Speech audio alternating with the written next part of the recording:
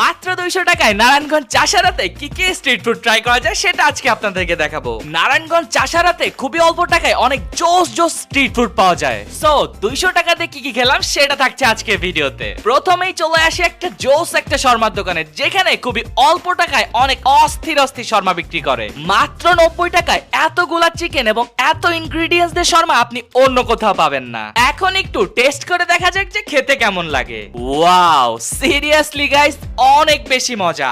আমার খাওয়া বেস্ট শর্মা ছিল এটা। এখান থেকে আমরা একটা চিকেন সাসলিক অর্ডার করি আর 2 পিস লুচি। এই চিকেন সাসলিকের টেস্ট গাইস সত্যি অসাধারণ। মাত্র 60 টাকা হিসেবে বেস্ট একটা সাসলিক। আর এইটা সবথেকে বেশি ভালো লাগতেছিল লুচি এবং রায়তা দিয়ে মিক্স করে খেতে। আমাদের কাছে আর মাত্র 40 টাকা আছে। আর এই গরমে একটু রিফ্রেশমেন্টের জন্য চলে আসি আখের রস খেতে। আর আমার সাথে ছিল আপনাদের ফেভারিট এপিক মইন ভাই।